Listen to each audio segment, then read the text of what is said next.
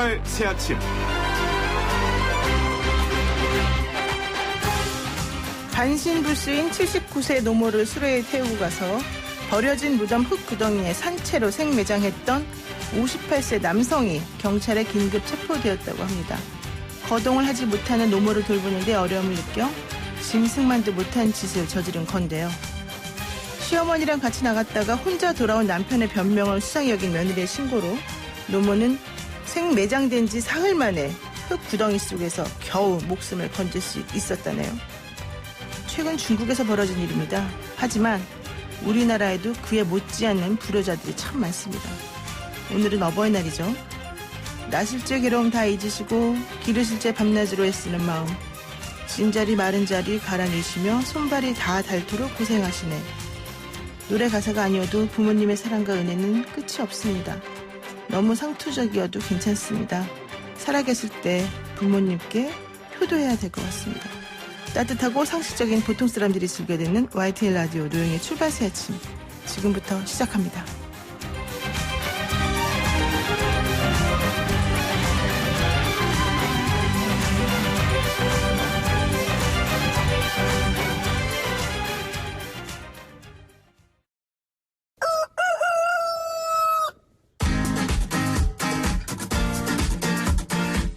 어디서든 꼭 끼어들 수 있는 오늘의 뉴스, 꼭 끼요. 꼭 끼요. 매일 어디서든 꼭 끼어들 수 있는 오늘의 뉴스를 골라서 정리해주는 시간입니다. 오창석 시사평론가 함께합니다. 안녕하세요. 네, 안녕하세요. 오창석입니다. 네, 보통 꼭 끼요 하는 이 닭들은 언제 일어나는지 아십니까? 잘 모르겠습니다. 아침 아침이세요. 너무 동이 틀 때 일어난다고 합니다. 아무 때나. 네, 하나마나 농담을 자, 싱겁게 해봤는데요. 네. 지금 더불어민주당의 원내대표로 김태년 의원이 당선됐습니다. 네, 김태년 의원이 당선이 됐습니다. 이제 기호 순대로 기호 1번이 김태년 의원, 기호 2번이 전해철 의원, 기호 3번이 정성호 의원이었는데요. 각각 82표, 72표, 9표를 득표를 했습니다. 이어서 김태년 의원은 선출되자마자 차기 원내대변인으로 초선인 박성준 당선인을 원내대변인으로 지명했습니다. 우리가 원래 82표 과반 넘으면 네. 그냥 끝이고 못 넘으면 결선 투표 가야 된다 이랬는데 딱 82표를 얻으셨네요. 네, 딱 한 표 차로 이제 과반을 넘었다고 볼 수가 있고요. 그렇죠. 지금 현재 표차로 봐서는 결선 투표를 갔다면 정말 상황을 알 수 없는 표차였다라고 볼 수가 그렇죠. 있습니다. 정성호 네. 의원의 표가 그렇게 많지가 않아서 네. 누구한테 몰표를 주지 않은 이상은 서로 간에 좀 헷갈릴 수 있었을 것 같기도 한데요. 자, 김태년 의원 못 만나보셨죠, 직접은? 오다 가다가 인사만. 네. 아, 그래요? 어제 네, 오다 가다 만났어요? 네. 자, 어떻게 당을 이끌겠다고 하셨을까요? 네, 일단은 이제 더불어민주당과 더불어시민당이 이제 180석의 거대 여당이 됐습니다. 사실 책임감이 막중하게 되는데요. 가장 먼저 일하는 국회 시스템 도입을 하겠다라고 이야기를 남겼습니다. 네. 사실 이제 일하는 국회법과 관련된 법안들은 굉장히 많았는데요. 그동안 이제 지켜지지가 않았습니다. 다시 한 번 더 이제 일하는 국회 등에 대해서 강한 의지를 나타낸 것인데요. 뭐 예를 들어서 10% 이상 출석을 하지 않을 경우에 자동으로 세비를 삭감한다든지 그런 부분에 있어서 강력하게 추구하겠다라고 얘기를 했고요. 네. 또한 지금 코로나 바이러스로 인한 추경 예산안을 빠르게 처리하겠다. 이런 이야기도 남겼습니다. 지금 보면은 3차 추경안까지 1차, 2차, 3차 다 이제 예산안이 배정이 되어 있는데요. 3차 통과시키기 위해서 정부와 협의 그리고 야당과의 협의를 할 텐데 지금 살펴보면은 중저신용자에 대한 대출 이런 것들이 이미 바닥났다 이런 기사들이 많이 나오고 있습니다. 근데 이 부분에 대해서 이제 보통 중저신용자는 5등급부터 이제 9등급 정도까지 분류를 하는데요. 지금 이제 자영업자들이 보면은 개인 회생 절차 신청이 굉장히 많아지고 있습니다. 그렇다면 6월 이후에는 흔히 말하는 고신용자에게도 대출 신청이 많아질 수밖에 없습니다. 그렇기 때문에 빠르게 이 추경 예산안을 통과시켜서 미래 대비하겠다. 이런 의지로 볼 수가 있습니다. 네, 세비를 깎겠다. 10% 이상 출석 안 하면 또 추경도 처리하겠다. 그리고 또 국회 선진화법도 좀 손을 보겠다 이런 얘기도 했었죠. 예, 맞습니다. 법사위 자구심사 이것도 권한을 축소한다 이런 얘기 나왔고요. 네. 자, 그리고 또 이번에 표를 얻는데 참 많은 기여를 한 얘기가 있었습니다. 초선 의원들에 대해서 상임위 배분을 좀 배려한다 이런 얘기 나왔죠? 예, 맞습니다. 초선 의원이 이제 85명인데요. 초선 의원들이 가장 원하는 것이 이제 자신이 원하는 상임위로 보내주는 것인데요. 네. 이 원내대표를 할 때마다 원내대표들이 가장 힘들어하는 것이 이제 의원들이 초선뿐만이 아니라 의원들이 자신이 가고 싶어하는 상임위를 배정해 주지 않아서 임기 내내 말도 안 한다 뭐 이런 식으로 이야기를 할 경우가 많은데요. 네. 특히 초선 같은 경우는 사실 이제 전문성은 있지만 국회 경험이 처음이기 때문에 그 전문성을 최대한 살려주는 방향으로 상임위 배정을 해주는 것이 국회 업무상도 중요합니다. 근데 새 후보 모두 이제 국회 상임위를 잘 배정해주겠다라고 얘기를 했고 김태년 의원 역시 당선 직후에 다시 한 번 더 이 초선을 배려하겠다는 이야기를 남겼습니다. 네. 근데 이제 초선일 때는 자신의 전문 분야를 찾아가지만 재선 이상일 때는 예산이 많은 상임위를 찾아가는 걸로 알고 있습니다. 네, 일부 의원들은 초선 때부터. 네, 그래야지 또 지역구에서 또 네. 본인이 좀 공약했던 것들을 좀 잘할 수 있다. 뭐 이런 얘기가 나오긴 하던데 저는 예, 뭐 안 해봐서 모르겠습니다. 자, 그리고요. 여성 의원 당선인들이 네. 우리 여성 의원들도 좀 국회 부의장 이런 거에 좀 진출해야 된다면서 똘똘 뭉쳤습니다, 어제. 예, 맞습니다. 이제 사선의 김상희 의원부터 초선 의원까지 약 15명이 이제 여성 의원 모임을 가졌는데요. 네. 이 여성 의원 모임은 사실은 이제 원내대표 선출 과정에도 영향력을 좀 발휘했습니다. 상임위원장이라든지 간사, 원내 부대표 등의 여성 30%를 할당해달라 이런 이야기를 남겼는데요. 이 자리에서는 사선의 김상희 의원을 국회 부의장으로 선출해달라고 그리고 추대할 것을 이제 제안을 했습니다. 네. 그러면은 김상희 의원은 국회 부의장으로 추대를 하고 나머지 네. 3선인 뭐 남인순, 서영교, 인재근, 전혜숙, 한정혜 이런 의원들 같은 경우는 꼭 나머지 이제 또 일을 좀 달라 뭐 이런 얘기인가 보네요. 네, 아무래도 이제 상임위원장 배분을 좀 요구할 것 같은데요. 실제로 지금은 이제 낙선자지만 미래통합당의 박순자 의원 같은 국토교통위 상임위원이었습니다. 네. 그 해당 지역에 이제 큰 수건 사업이었던 신안산선 그걸 유치했습니다. 그만큼 이제 능력을 입증받았는데요. 이제 민주당의 삼선 의원 역시 비슷하게 이제 상임위원장의 능력을 발휘할 수 있다 이렇게 주장을 했고 아마 김태년 의원도 많이 받아들일 수밖에 없을 거라고 생각합니다. 그렇군요. 여성 의원들이 똘똘똘똘똘똘 뭉쳤군요. 네, 맞습니다. 계속 뭉치셔야 될까요? 그렇게 해야겠죠 아무래도. 네. 말하지 않으면 사실 잘 안 챙겨주더라고요. 네, 그렇습니다. 네. 자, 그리고 미래한국당하고 미래통합당의 합당 문제가 이 교섭단체 전략 때문에 네. 아직까지도 확정이 안 되고 있어요. 예, 사실은 이제 선거가 끝나면 합당하겠다라고 이야기를 했었는데요. 네. 지금은 이제 원내대표 선출 과정 중에 있기도 하고 아직까지는 뚜렷한 계획을 남기지 않았습니다. 이에 따라서 민주당의 부담도 커질 수밖에 없었는데요. 민주당 같은 경우는 어제였습니다. 5월 7일 더불어 시민당과의 합당 과정으로 권리당원 24시간 찬반 투표를 시작을 했습니다. 그리고 투표를 마치면 12일 합당을 결의하고 15일까지 합당 신고를 마무리하겠다 이런 네. 계획을 현재 가지고 있습니다. 가지고만 있는 거요? 아마 뭐 큰 이변이 없는 한 이 당원들의 찬반 투표는 찬성이 훨씬 더 많을 것으로 보이고요. 네. 15일까지 합당할 것으로 보입니다. 네, 그리고 또 질병관리본부에서 당분간 자유로운 여행은 조금 자제해달라 이런 얘기를 했네요. 예, 사실 이제 전 세계가 우리나라를 주목하고 있습니다. 이 질병관리본부 권준욱 부본부장에 대해서 독일의 알게마인의 신문 패트릭 벨터 기자가 질문을 남겼습니다. 한국 등 국가 간 여행이 언제쯤 가능하겠는가라고 네. 질문을 남겼는데 꼭 필요한 공무와 관련된 여행을 제외하고는 당분간은 좀 여행이 어려울 것이다. 이런 이야기를 남겼습니다. 놀러 가지 마라 이런 거네요. 어쨌든 예, 맞습니다. 일하러 갈 때는 허락을 받고 가라 이런 건데 뭐 어쩔 수 없는 부분이 좀 있습니다. 예, 맞습니다. 자, 그리고 이재명 경기도지사가 재난기본소득을 가지고 바가지 씌우는 업체 15개를 고발했다는 소식도 있어요. 예, 역시 코로나 바이러스로 인한 기사 내용인데요. 최근에 이제 경기도 지역의 맘카페 중심으로 이런 이야기가 퍼져나갔습니다. 두부 한 모가 4,500원이었나요? 뭐 이런 제목이 많이 올라서. 원래 얼마예요? 근데 900원에서 이제 1,000원대, 막 비싸봤자 2,000원대인데 지역 이제 지정된 이제 슈퍼마켓이나 이런 일부입니다. 네. 일부 자영업자 가게를 갔는데 두부 한 모가 4,500원이었다. 근데 왜 그런지 보니까 이제 부가세 명목으로 10%를 더 요구한 것이 9건. 네. 지역화폐 카드로 결제하자 수수료 명목으로 5%에서 10%의 웃돈을 요구했던 경우가 있었다고 합니다. 이 같은 이제 사례가 보고되자마자 이재명 지사는 이 차별한 업소를 전원 고발하고 가맹점 취소와 함께 세무조사에 착수했다라는 이야기를 남겼습니다. 그랬군요. 근데 두부값을 잘하네요. 우리 오창석 평론가는. 이번 기사를 통해서. 본인이 지금 자취하는 거 아니었어요? 예, 저는 자취하고 있는데요. 네, 두부는 안 먹어요? 두유는 잘 먹는데 두부는 제가. 아직 애기처럼 두유를 잘 드시는군요. 네, 두부는 네. 제가 잘 못 먹습니다. 예? 그리고요. 네. 어제 또 좀 안 좋은 소식이 있었어요. 이게 왜 이런지 모르겠는데 그 위안부 그 수요 집회를 네. 정말 상징하는 이용수 할머니. 네. 그 정의기억연대에서 기부금 받아서 그동안 어디다 썼는지 모르겠다. 난 이용만 당했다.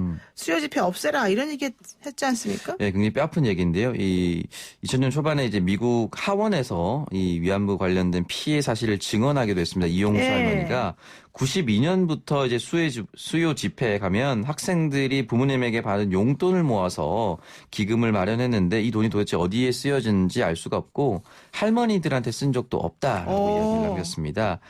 또한 정의기억연대의 윤미향 당선인을 향해서도 좀 날선 그렇죠. 비판을 남겼는데요.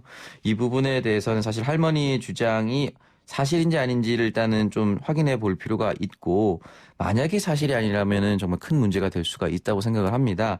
여기에 대해서 이제 오성희 인권연대 처장 같은 경우는 즉각적으로 이제 기자들과 인터뷰를 통해서 그렇지는 않다라고 이야기를 하면서 모금액은 피해자 지원에 전액 사용을 했고 정기적인 감사도 받고 있다 이런 이야기를 남겼습니다. 그러면은 왜 이런 주장이 나오는 거예요? 할머니들 돈 한 푼도 못 받았다는데. 할머니들이 이제 어떠한 입장으로 이렇게 말씀을 하셨는지 조금 더 이제 살펴봐야 할 것 같고요. 네. 아무래도 이제 윤미향 당선인이 그동안의 이력을 가지고 국회의원이 당선된 것에 대해서 시민단체 활동을 좀 등한시한 것에 대한 좀 불만이 또 있을 거라고 저는 당연히 생각을 하고요. 네. 그 차후를 이어나갈 사람들이 이런 부분은 좀 마음을 잘 다독여 드려야 될 것이라고 생각합니다. 그러니까 정의기억연대라고 하는 단체를 유지하고 발전시켜 나가는 것을 실제 이 위안부 할머니들을 위해서 한 게 아니라 지금 이 더불어시민당의 비례대표로 당선된 윤미향 당선인이 개인적인 어떤 욕심이나 이런 것들로 이용했다 이렇게 지금 보는군요. 예, 일단 그런 부분에 있어서 사실 윤미향 당선인 같은 경우는 이제 이용수 할머니라든지 생존에 계신 위안부 할머니들로부터 이제 격려 전화를 받았다라고 얘기를 했는데 또 이용수 할머니 같은 경우는 통한 적이 없다. 또 이런 이야기를 남겨서 이 부분에 대해서는 조금 더 이제 들여다볼 필요가 있을 것 같습니다. 그렇군요. 그리고 마지막으로 짧게 하나만 볼까요? 위안부 망언을 했던 류석춘 교수 연세대 네. 파면 촉구가 이어지고 있다는데 이거는 무슨 말입니까? 그 지난해 9월 대학 전공 수업에서 참 아침부터 이렇게 표현을 옮기기가 좀 어려운데 위안부는 네. 매춘의 일종이었다 이렇게 막말을 쏟아냈습니다. 여기에 대해서 학생들이 즉각적으로 반발을 해서 유석춘 교수가 그때부터 이제 수업에 참여할 수는 없었는데요. 네. 지금 징계가 고작 1개월 정직 처분을 받았다고 합니다.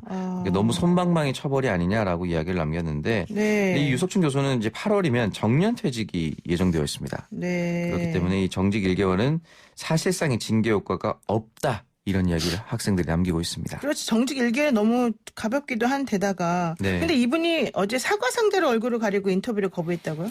예, 맞습니다. 이제 정직 이 징계 처분이 있고 나서 언론 취재를 나갔었는데 이제 종이박스 같은 것으로 이제 얼굴을 가리면서 연신 피해 다니는 모습을 연출하기도 했습니다. 그리고 또 불복하겠다 뭐 이런 얘기도 나왔다는데 예, 참 맞습니다. 어떤지 정말 마음이 안 좋네요. 자, 오늘 말씀 여기까지 하겠습니다. 고맙습니다. 네, 감사합니다. 네, 오늘 꼭 끼운 뉴스 브리핑 오창석 시사평론가였습니다.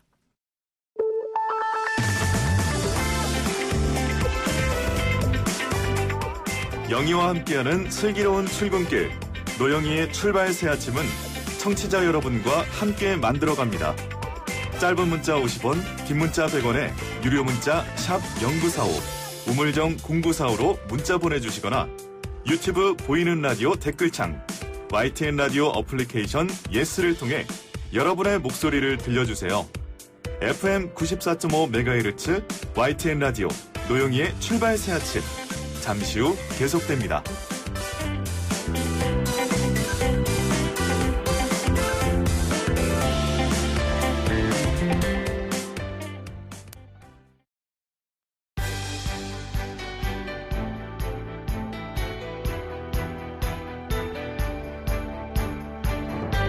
한국 정치를 풀어내는 토론 사이다. 한국 정치를 풀어내는 토론 사이다. YTN FM 출발 새 아침. 여의도 중계석.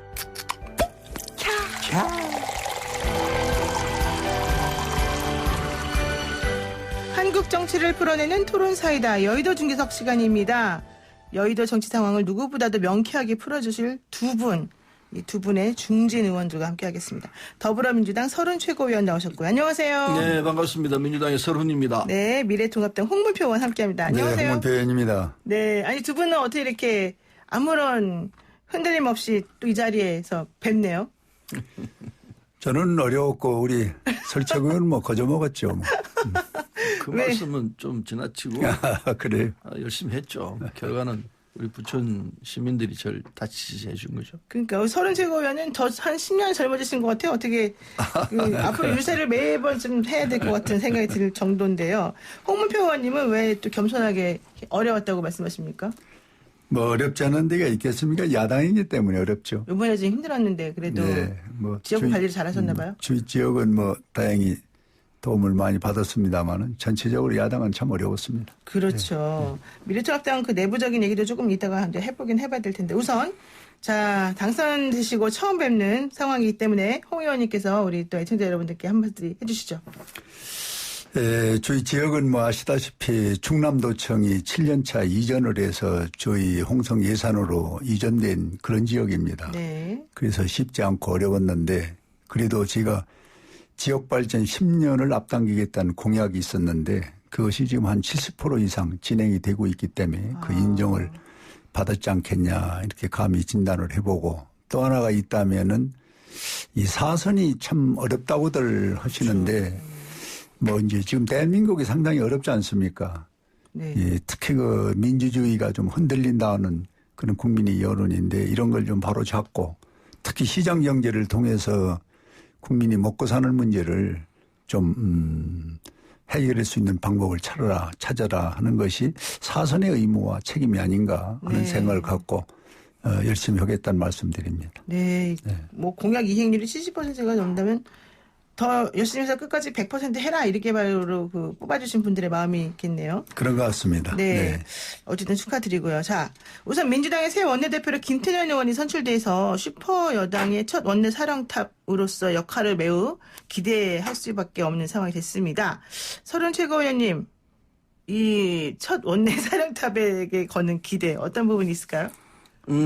이제 뭐 지금 코로나19가 진행 중인 상황이기 때문에요. 방역은 어느 정도 성공적으로 세계가 다 인정하는 대로 하고 있는데 네. 또 모르죠. 이 경계감을 늦출 수는 없고 문제는 이제 코로나19로 만들어낸 경제를 어떻게 해야 될 것인가. 네. 이건 정부와 국회와 전 국민이 힘을 합쳐서 이 상황을 극복을 해야 되거든요. 그래서 원내에서도 김태년 대표 중심으로 해서 경제를 다시 살려내는 이 작업 이게 있어야 되고 그다음에 180석을 몰아준 데는 이 적폐를 정리를 하라. 개혁을 제대로 하라.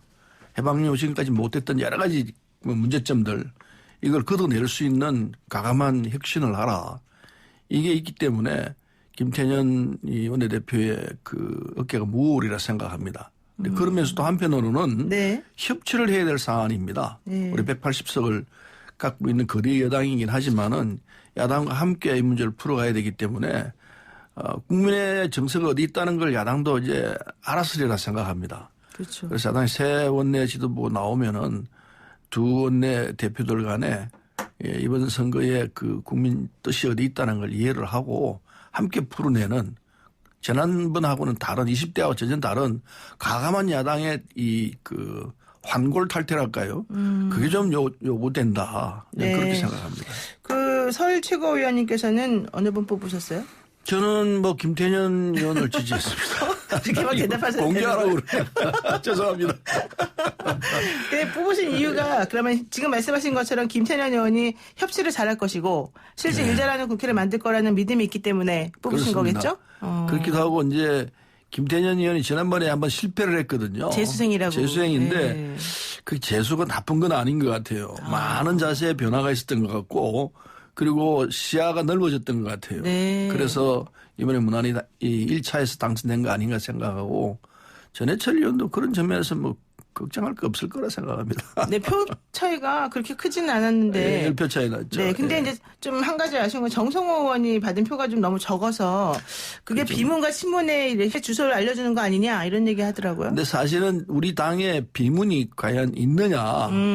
뭐 다 문재인 대통령 지지하고 있죠. 그렇죠. 그래서 비문이란 표현은 별로 안 맞는 것 같고 이제 다 친문인데 친문을 아주 세분화시키면은 뭐 어떤 또 평가가 나올지 모르지만은 그 친문 비문 나누는 것도 의미가 없다고 생각하고 어쨌든 정성호 의원이 열심히 하셨는데 제대로 평가를 못 받은 거로 보입니다. 또 네. 좋은 기회가 있을 거라 봅니다. 그렇죠.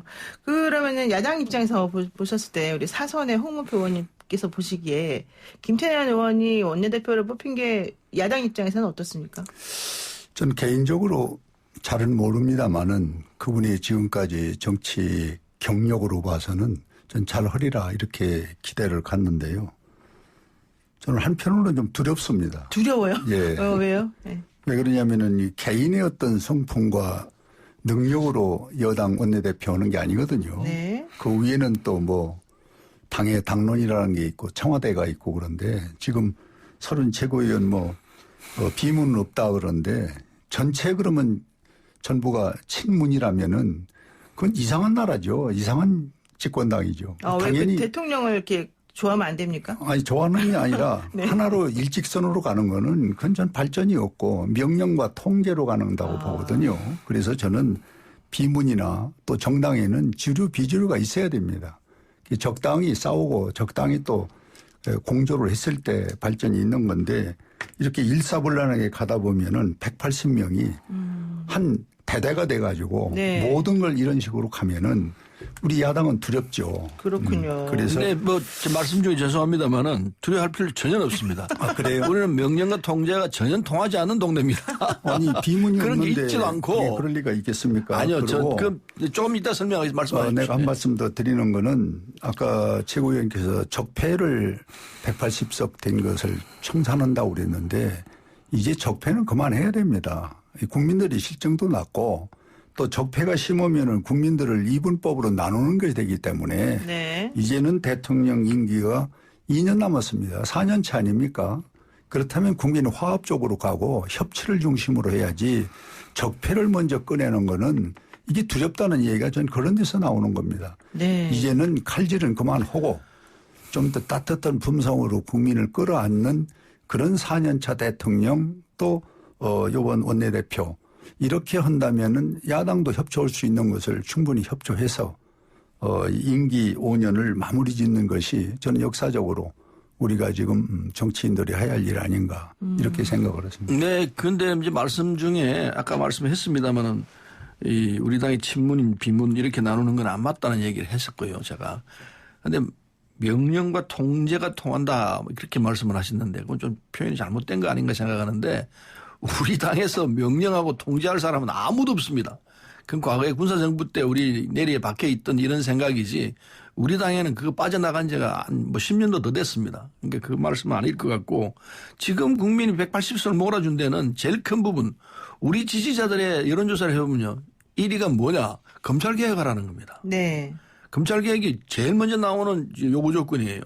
그런데 이제 검찰개혁을 공수처를 이제 공수처법 통과를 시켰는데 구체적으로 공수처가 만들어지지는 않았지 않습니까? 그래서 검찰개혁을 제대로 하라. 마무리를 지어라. 이게 지금 우리 지지자들의 1호 이 소원입니다.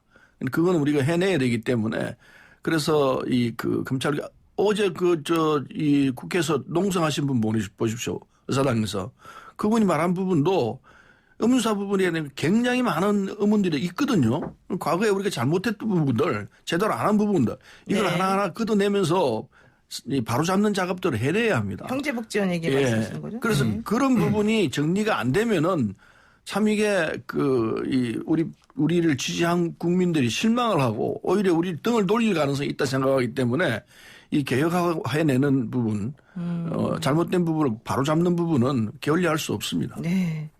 그런데 검찰개혁 부분을 지금 우리 논제는 아닌 것 같습니다만은 나오셨는데 검찰 길들이기나 검찰이 집권당에서 마음대로는 검찰을 만들려고 그러면은 그거는 민주주의가 파괴됩니다. 그래서 저는 이 검찰은 독립된 기구로 여당도 손댈 수 있고 야당도 손대는 그런 검찰로 놔둬야지 이거를 180석 가지고 밀어붙여서 앞으로 공수처 활용을 한다? 그러면 또 국민들이 너무 피곤하고 너무 어렵습니다. 그래서 나는 여기서 여당이 많은 권력을 갖고 있으니까 좀 지혜롭게 이 4년 차는 대통령이 좀 너그럽게 가야지 대통령은 지시하고 명령 안 넣는다고 주면은 알아서 전부 하는 거 아닙니까 지금? 그렇게 하면 저는 안 된다고 네, 봅니다. 거기까지. 근데 우리 180석 가지고요. 그렇게 국민으로 지탄받는 짓은 절대 안 할 거니까 걱정하지 마십시오. 책임감을 이제 느끼실 테니까. 마무리를 짓겠다는 생각입니다. 네, 좋습니다. 자, 두 번째 한번 이거 여쭤보겠습니다. 미래통합당도 오늘 원내대표 경선을 치르게 되지 않습니까? 네. 5선의 주호영 의원하고 4선의 권영세 당선인 양자구도가 됐습니다. 우선 이거는 홍문표 의원님께 여쭤봐야 될 것 같은데 누가 유리합니까? 지금 현재 판세 분석으로? 뭐 많은 전문가들이 분석은 주호영 팀이 조금 유리하지 않겠냐 왜 이런 그래요? 얘기를 하는데 네. 이제 뭐 많은 논리가 있습니다만은 이 권영세 그 팀은 좀 한 8년간 쉬었었어요. 그렇죠. 8년 쉬고 4년 쉬고. 예, 이제 그런 부분이 요번에 그 우리 당에 함께 있었던 오래 했었던 분들이 조금 좀 낯설고 서먹거린 관계가 아니냐 해서 뭐 객관적인 그런 판단인데 뭐 몇 시간 후에는 뭐 결론이 나올 걸로 봅니다. 근데 그래도 유일하게 서울에서 강남이 아닌 곳에서 이렇게 딱 살아 돌아온 게 대단하지 않습니까? 그렇습니다. 그런 에도 불구하고 주호영 의원이다. 뭐 주변에서 지금 평가는 모두 그렇게 지금 나오고 있어서 말씀을 드리는 것입니다. 네, 이따가 어느 분을 찍으실지 좀 예측이 되는데요. 그 원래 최대 쟁점이 김종인 비대위 출범에 관련된 의견 뭐 대립 다름 이런 게 있을까였는데 사실은 김종인 비대위를 반대하시는 분들은 아예 출마 자체를 안 했기 때문에 이번에는 김종인 비대위는 당연히 가는 걸로 가되 대신에 임기라든가 권한이라든가 이런 것들은 이제 어느 정도까지 융통성 있게 발휘해 줄 수 있느냐 이쪽으로 가는 것 같아요. 이번 원내대표 경선은. 그렇습니다. 바로 지금 지적하신 대로 소위 비상대책기구는 받되 네. 그 권한을 어디까지 주고 시기를 어느까지 주느냐 하는 건데 그것은 이번에 당선되신 분이 이제 원내 회의를 통해서 그 결정을 한다 했는데 상당히 합리적인 것 같아요. 딴 묘수가 없습니다. 묘수가 없어요. 네. 서른 의원님 보시기 어때요? 남의 당이지만. 남의 당 얘기를 지금 갖다부터 할 처지는 아닌데요. 조영영하고 제가 몇 번 토론을 해봤습니다. 토론장에서는 열띠게 다투지만은 사석에서 얘기를 해보면 참 따뜻한 사람이에요. 네. 그래서 대화가 통할 수 있겠구나 하는 생각을 하는데 모르죠. 또 원내대표가 되면 또 어떻게 또 표변할지 알 수 없는 거니까. 표변할지 모른다. 그러면은 좋은 결과가 나오길 기대합니다. 네. 네. 지금 이제 민주당의 김태년 의원이 이렇게 딱 원내대표가 됐어요. 180석에.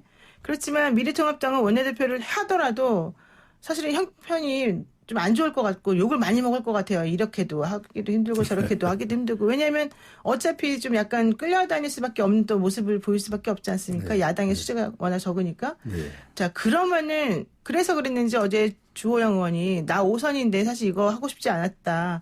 그렇지만 그럼에도 불구하고 해야 된다는 생각을 했다. 뭐 이런 얘기까지 하셨단 말이죠. 김태년 대표하고 주호영 뭐 대표 후보자하고 두 분이 합이 잘 맞을까요? 좀 협치해서 잘 될까요? 저는 뭐 긍정적으로 봅니다. 왜 그러냐면 그분들이 다 합리적인 분들이었거든요. 네. 근데 지금 서른 최고위원 말씀대로 네. 딱 붙어놓으면 또 어떻게 될는지 모르겠는데 지금 객관적인 평가로는 두 분 다 국회를 오래 했고 또 합리적인 분들이기 때문에 좀 긍정적으로 평가합니다. 그러니까 이제 죄송합니다. 미래통합당은 왜 21대 선거에서 그렇게 참패했냐. 국민의 마음은 뭐냐. 이걸 들여다보고 정치를 해나가면 됩니다. 그렇게 돼야 되기 때문에 아마 누가 되든 간에 이번에 당선되는 야당 원내대표는 21대 국민들의 정서 그게 맞춰서 하면은 훌륭한 대표가 될 거라 봅니다. 네. 사실 저희가요, 이 여의도 중에서 하기 전에 그 꽃기호 브리핑 시간에 이재명 경기도지사가 이 재난지원금 성금 관련해가지고 바가지 씌우는 업체 15곳을 고소했다는 얘기를 했습니다. 그 중에 하나가 이제 두부를 파는 곳이었는데 두부가 2,000원이나 3,000원이나 4,000원이나 이거 가지고 얘기를 하고 있었거든요. 지금 두 분이 토론하는데도 계속 두부 얘기만 해요. 여기 문자에 지금 80% 이상이. 그래서 왜 그러냐 봤더니 다 연결되는 거예요. 경제 살려주세요. 두부 한 모 가격 얼마인지 아세요? 이런 얘기하시는 분들이 있고요. 두 의원님들 국산 콩두부 4,000원에서 4,500원인데요. 우리가 이 두부 때문에 지금 이 얘기를 하고 있는 게 아닙니다. 뭐 이런 얘기하시는 분들도 계셔요. 그러니까 그 얘기는 무슨 얘기냐면 거대 양당에 요구한 게 우리 좀 경제 좀 잘 먹고 살 수 있게끔 해달라. 이게 우리 민의다. 이거를 보여주는 게 아닌가 생각이 듭니다. 네, 일단 1부는 여기까지 하고요. 잠시 쉬었다가 가겠습니다. 네, 노영의 출발 새 아침 1부 순서 여기까지 마치고요. YTN 라디오 앱 이벤트 오늘도 계속되기 때문에 다시 한번 말씀드립니다. 새로워진 YTN 라디오 앱 인증샷을 사진 첨부 100원의 유료 문자 샵 0945 우물정 0945번으로 보내주시면요. 층간소음 방지 매트, 폼롤러, 만두, 커피 쿠폰 등 푸짐한 선물을 드립니다. 근데 정말 선물이 많이 남아 있습니다. 2부 토론 기다리시면서 꼭 한 번씩 참여를 해주시면 고맙겠습니다. 잠시 후 2부 이어집니다. 네, 지금 YTN 라디오 여덟 중에서 2부 시작을 했는데요. 더불어민주당 서른 최고위원 미래통합당 홍문표 의원과 함께하고 있습니다. 청취자 여러분께서도 궁금하신 점이나 덧붙이고 싶은 의견 있으시면 언제든지 유튜브 라이브 댓글 짧은 문자 50원, 긴 문자 100원의 유료 문자 샵 0945 우물정 0945로 보내주시면 두 분의 시원하면서도 뭔가 조금 숨기는 듯한 답변? 이런 거 들으실 수 있을 것 같습니다. 자, 지금 잠깐 사실 안 할까 했는데 언급하고 들어갈 이슈가 하나 있습니다. 미래통합당 신재철 원내대표가 통합당의 총선 참패와 관련해서 가장 큰 영향을 미친 게 매표용 현금 살포 때문이었다. 포퓰리즘 때문이었다. 즉 야당이 진 것은 미래통합당이 진 것은 여당이 재난지원금이라는 명목으로 현금을 살포해서 표를 매수했기 때문이다. 이제 이런 주장을 했습니다. 이 점에 대해서 어떻게 보시는지요? 제가 먼저 할까요? 네. 저는 이 부분에 대해서 패자가 됐기 때문에 이야기를 해도 합리성 있게 얼마나 들을는지는 몰라도 저희 야당에서 당원 입장에서 한 가지 실례를 들면은 충남 같은 경우입니다. 3일 내지 5일 전에 서비스업 한 9개 이 품목에 대한 그 종사자들에게 소위 100만 원씩을 다 줬거든요. 아, 그래요? 예. 이게 정식으로 확인된 겁니다. 네. 이렇다면은 선거 3일 내지 5일 전에 100만 원씩을 예를 들면 버스 기사나 택시나 뭐 이런 종사원들에게 줬다. 전 영향이 없을까 있을까? 이걸 객관적으로 국민한테 물었을 때는 상당한 파장이 있다고 봅니다. 네. 이래서 얘기했을 저는 그냥 넘어갈 수는 없고 심재철 그 대표가 이야기를 한 데 대해서는 저는 상당한 근거가 있다. 그러나 객관적으로 들으면은 패자가 무슨 그런 걸 갖고 이유를 다느냐 할지 몰라도 네. 이 문제는 간단히 사그러들 문제는 아닙니다.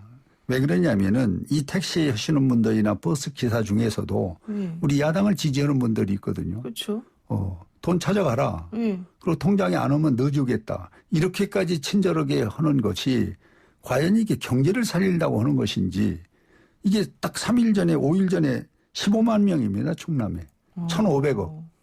이건 정확한 근거와 데이터를 갖고 얘기를 하는 건데 네. 이거는 나는 도저히 상상할 수 없는 일이 그동안 벌어졌다. 이래서 이 문제를 제기하는 이유다라는 얘기를 드립니다. 근데 황교안 대표도 선거하기 전에 50만 원에서 주자고 하셨던 거 아니에요? 제가 말씀 좀 드릴게요. 드릴게요. 예. 네. 그런데 그렇게 말씀하시는 홍문표 의원은 당선이 됐지 않습니까?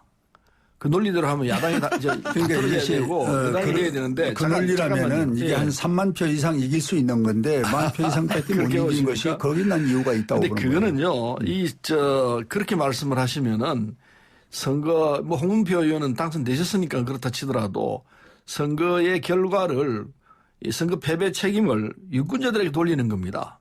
유권자들이 돈에 혹해서 찍어줬다 이런 논리가 되는데 그건 정말 말도 안 되는 소리라 생각합니다. 국민을 모독하고 국민을 배신하는 얘기입니다. 그건 걷어야 합니다.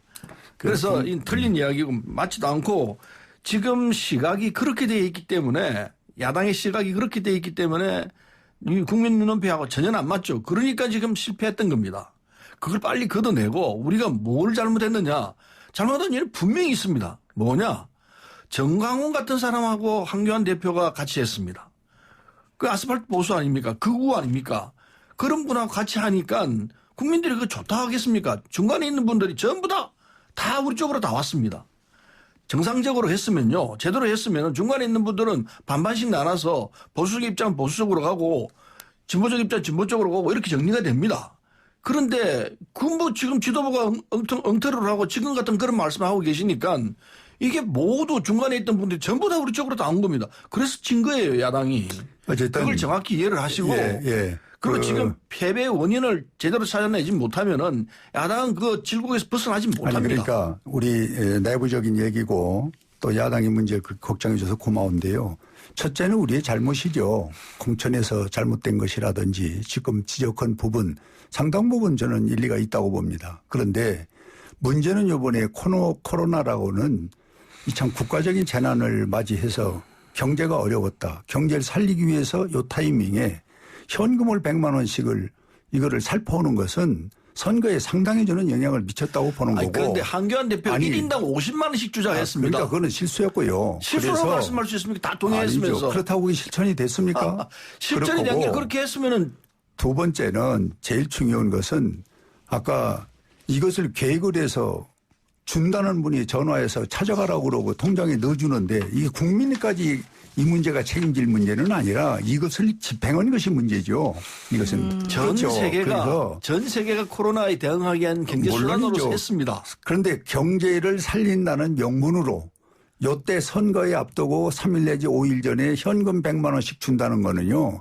누가 봐도 이거는 납득이 안 갑니다. 그건 전 세계가 같이 했던 사안입니다. 차라리 이 시점을 놓치면 안 되는 거 아닙니까? 네. 그리고 선거 끝나고 했다면 모르는데 네. 직전에 현금을 100만 원씩 주는데 그 영향이 없다고 봅니까? 네, 그래서 이거는 계획이 잘못된 것이고 집행을 잘못한 것이지 받은 사람을 잘못한 걸로 돌리는 거는 저는 이건 잘못됐다고 봅니다. 그래서 홍표 의원님은 10,000표밖에 차이가 안 나게 이기셨군요. 3만 표 이상 이기셨는데. 자, 그거랑 연결해서 하나 더 여쭤볼게요.